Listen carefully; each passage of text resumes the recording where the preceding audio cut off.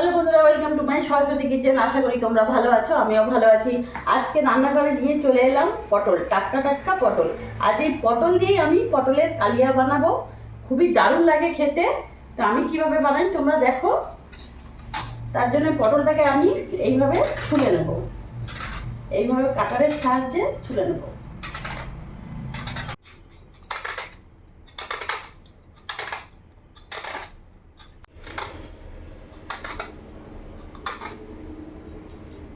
এইভাবে পটলগুলো ছুলে নিয়েছি। এবার ওপরে দুদিকে বোটা দুটো কেটে পটলগুলো এইভাবে মাঝখান থেকে চিড়ে চিড়ে দেবো, পুরোটা না, মাঝখানটুকু, যাতে নুন মশলা ঢোকে।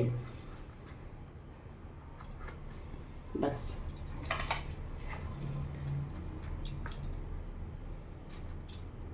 এগুলোকেও সেম এরকম করে দেবো।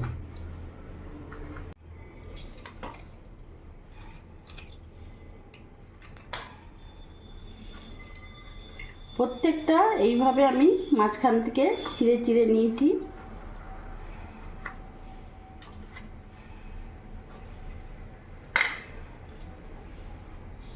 একবার একটু ধুয়ে নেব।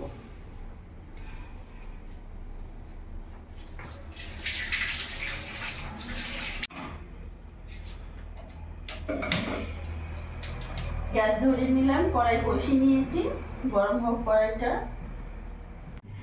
কড়াই গরম হয়ে গেছে, রিফাইন অয়েল দিয়ে দেবো। রান্নাটা পুরোটাই রিফাইন অয়েলে হবে। তেল গরম হয়ে গেছে, তেলের মধ্যে আমি লবণ দিয়ে দিলাম, হাফ চামচের মতো হলুদ গুঁড়ো দিয়ে দিলাম। এরই মধ্যে একটা একটা পটল দিয়ে দেবো।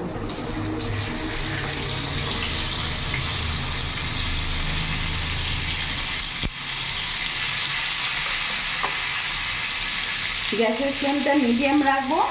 মিডিয়াম আছে পটলগুলো আমি ভেজে নেব।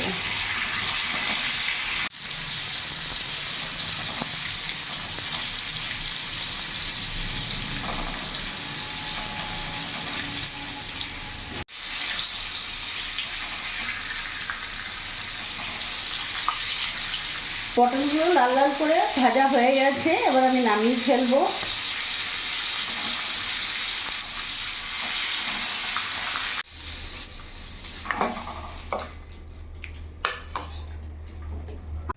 আমি আর তেল দেবো না, যা তেল আছে এই তেলে হয়ে যাবে। এই তেলের মধ্যে আমি এখানে জিরে, গোটা জিরে আর শুকনো লঙ্কা ফোড়নে দিয়ে দিলাম।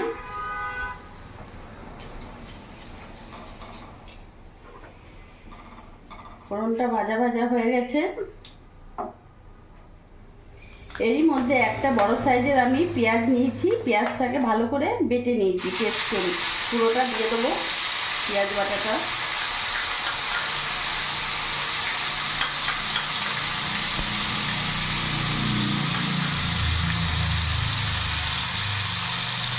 এরই মধ্যে 1.5 চামচ লবণ দিয়ে দেবো, 1 চামচ হলুদ গুঁড়ো দিয়ে দেবো,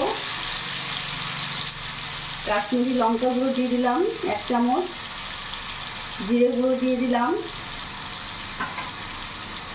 এবার ভালো করে মিশিয়ে নেব।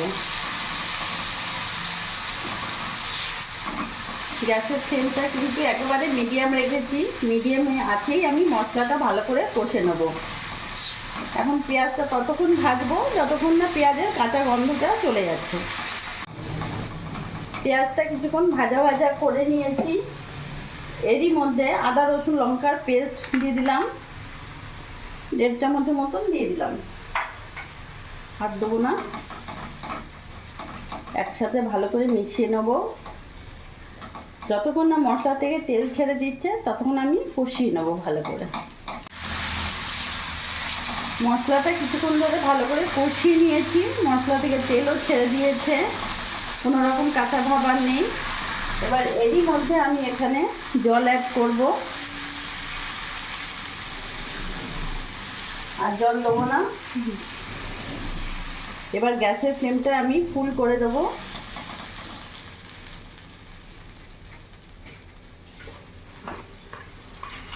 এরই মধ্যে আমি অল্প একটু চিনি দিয়ে দিলাম স্বাদ অনুযায়ী।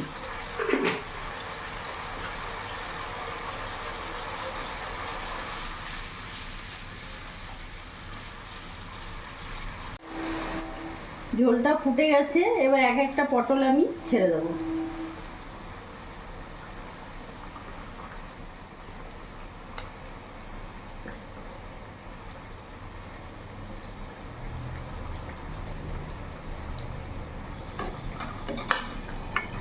এবার পটল দিয়ে কিছুক্ষণ ফুটিয়ে নেবো।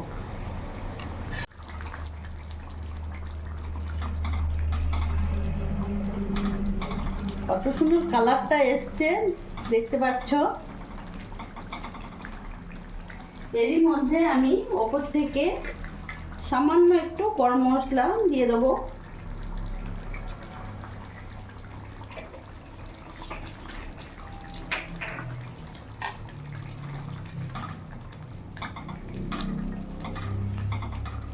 ভালো করে একটু নাড়াচাড়া করে নিলাম। পটল কালিয়া একেবারে রেডি। গ্যাস অফ করে দেবো।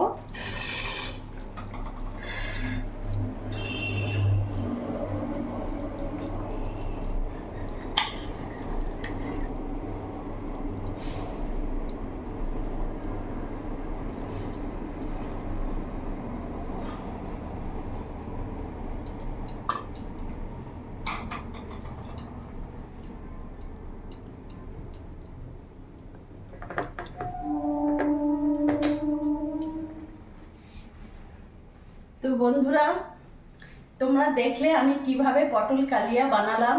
পটল তো আমরা অনেক রকমভাবেই খাই, কিন্তু এইভাবে নতুন একটা রেসিপি করে দেখো, সত্যি খুব ভালো লাগবে। আর এটা রুটি, পরোটা, এমনকি গরম ভাতের সাথে দারুণ লাগবে। তো আর দেরি না করে ঝটপট এই রেসিপিটা তোমরা করে নাও। আমার এই ভিডিওটা যদি তোমাদের ভালো লাগে, প্লিজ তোমরা লাইক করো, সাবস্ক্রাইব করো, আমার পাশে থেকো। আর তোমরাও অনেক অনেক অনেক ভালো থেকো।